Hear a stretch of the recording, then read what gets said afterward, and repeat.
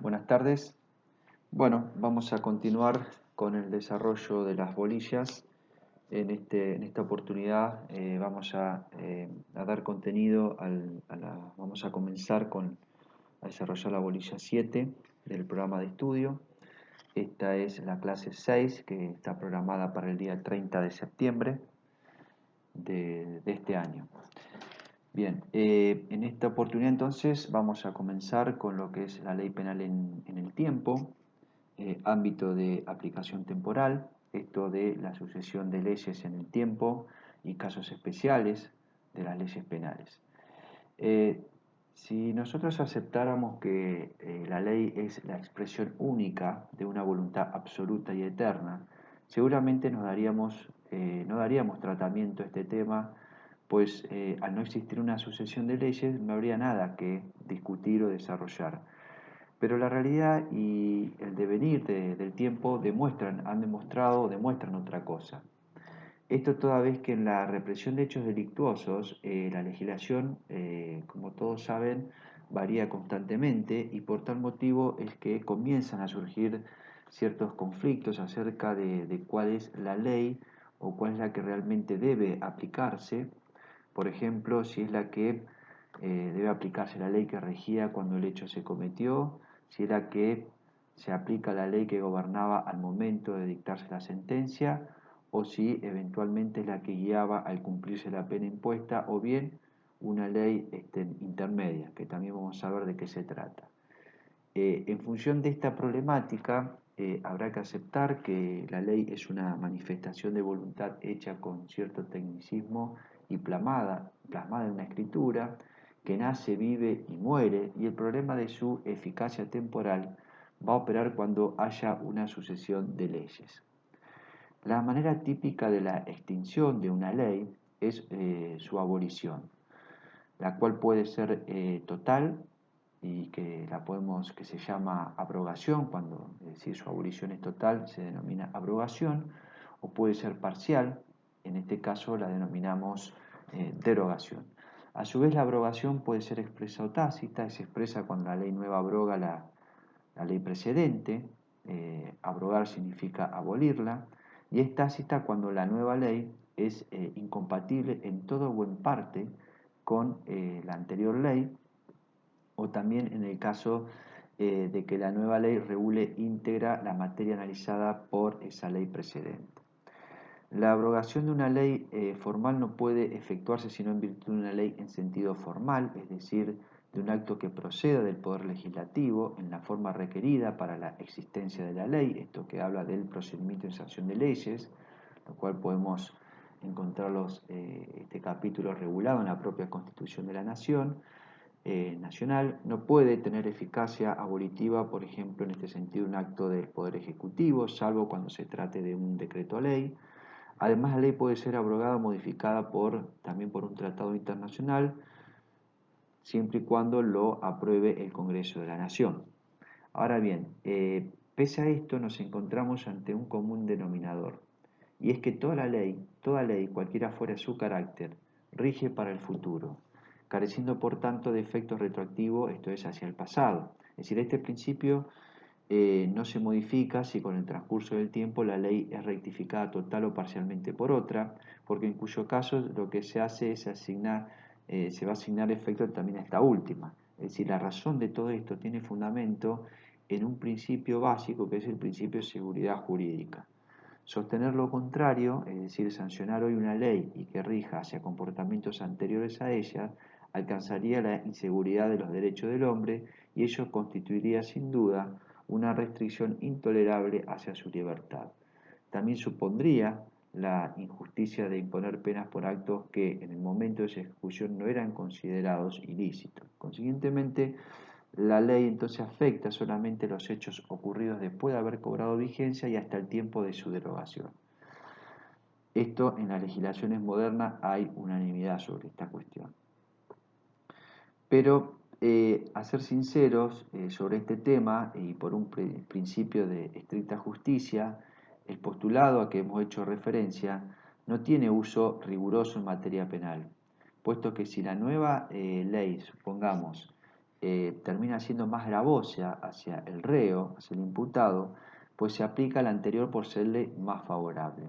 Por ejemplo, supongamos que la nueva ley considere delictivo un agravante ajena a las provisiones de la anterior ley y cuya comisión por lo tanto no comportaba en aquel entonces consecuencias más gravosas de orden jurídico penal. Este es un ejemplo. Entonces, es en virtud de esto como la ley penal excepcionalmente admite su retroactividad en todo aquello que sea más favorable al reo. Esto es lo que se denomina retroactividad de la ley penal más benigna.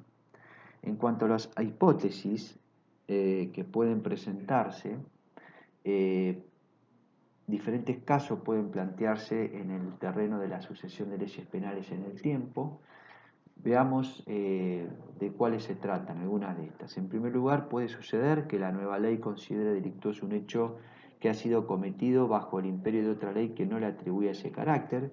Pues bien, frente a esta hipótesis y ante el axioma de que toda ley rige para el futuro, cabría preguntarnos, ¿procede en este caso la aplicación de esta nueva ley?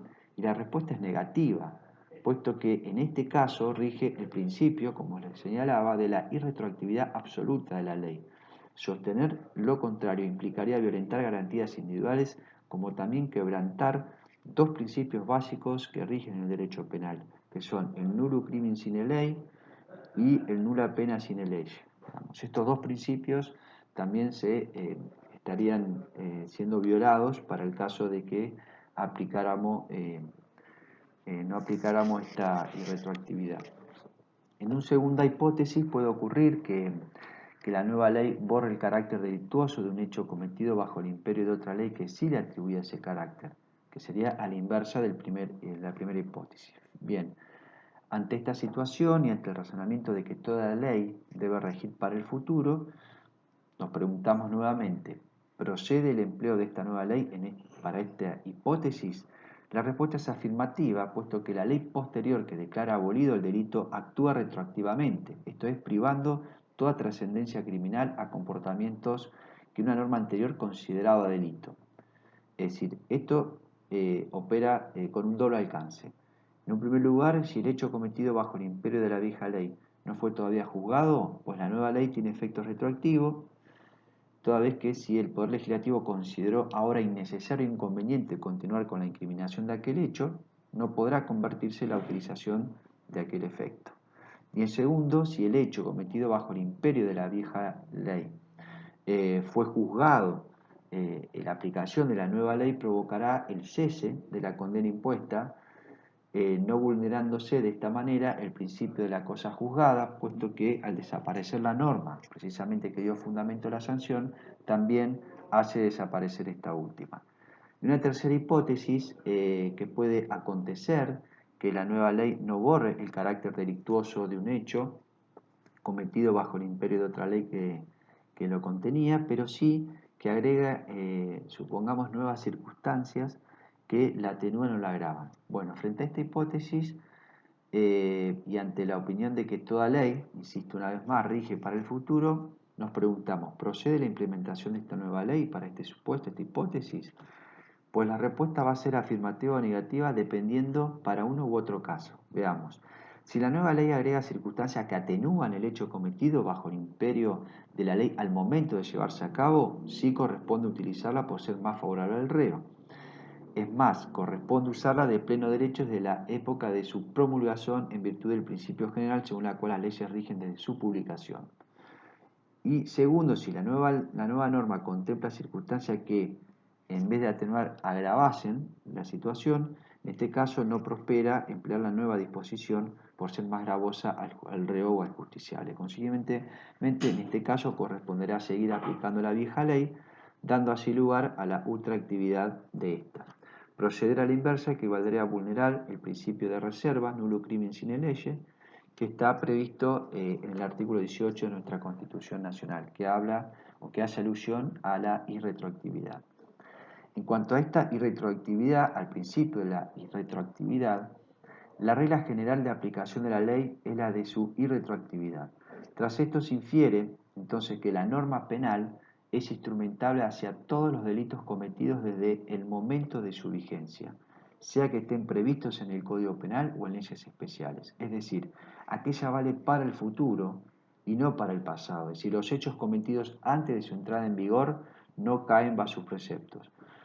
Es decir, por lo demás, nuestro artículo 18 de la Constitución Nacional refuerza este postulado, este principio, diciendo de que ningún habitante de la nación puede ser penado sin juicio previo fundado en ley anterior al hecho del proceso. En cuanto a la excepción del imperio de la ley más benigna, el razonamiento expuesto en este punto anterior sobre la retroactividad sufre una excepción que sería para el caso de que la ley posterior a la comisión del delito sea más benigna que la que se hallaba en vigencia al momento de su perpetración. Esto obedece no tanto a una arista de humanidad, sino de justicia y de sentido común, puesto que si el Estado al promulgar la nueva disposición más atenuada está reconociendo que la anterior, que era más grave, ha dejado de ser justa, y bueno, justamente este postulado ha sido receptado en el artículo 2 de nuestro Código Penal. Es decir, de la sola lectura de este podemos concluir que no únicamente se acepta la retroactividad de la nueva ley más benigna, sino también la ultraactividad de la ley anterior por ser más benigna. Estos criterios, que no admiten excepción alguna, operan de pleno derecho. Esto significa o vale decir que operan de oficio, es decir, por parte de los organismos judiciales, deben disponerlas de oficio sin necesidad de pedido de parte interesada en el proceso, como lo sería el fiscal o la defensa. Es decir, no solo para las causas pendientes, sino también en cuanto a las penas impuestas, y siempre que la ley más benigna se dictare antes o durante el cumplimiento de aquellas. Ahora bien, ¿qué debemos entender por ley más benigna? Por ley a seca debe interpretarse tanto la sanción como el precepto. El concepto de ley queda comprendida todas las variantes, sea en el sentido, sea de cualquiera de las ramas, sea de la criminal, civil, comercial, es decir, para determinar el verdadero alcance del sistema de la retroactividad de la ley más favorable. Y este razonamiento abarca también a los preceptos procesales, como puede ser cuando el nuevo ordenamiento amplía las posibilidades de defensa o permite una libertad bajo fianza, supongamos, de la que no gozaba el imputado con anterioridad. Es decir, lo importante es destacar que nuestro código no solo se refiere a la ley penal, sino a la ley en sentido general. Luego de esta aclaración, podemos decir que no es fácil determinar cuándo una ley penal resulta ser más benigna que la vigente al día en que el delito se cometió. La diferencia entre ambas puede estar o aparecer en su redacción general, en los condimentos que integran el precepto, en las modalidades en que debe cumplirse el castigo, en la exigencia para el ejercicio de la acción penal, en los motivos que se prescriban para agravar o disminuir la responsabilidad, en las formas de extinción de las acciones o las penas. Es decir, por estas razones no nos equivocamos y sostenemos que debe entenderse por ley más benigna la que hace desaparecer la ilicitud del comportamiento disvalioso, la que impone una sanción más breve o menos rigurosa. Es decir, cuando una ley es más benigna que otra, es una tarea que le corresponde a los jueces. Asimismo, no hay, doctrinariamente hablando, una regla absoluta en este sentido, pues aquellos no deberán resolver cuál de las dos leyes es vigente, sino cuál de las dos se aplica en el caso concreto. Bien, hasta acá vamos a dejar entonces esta pequeña clase, que es la clase número 6.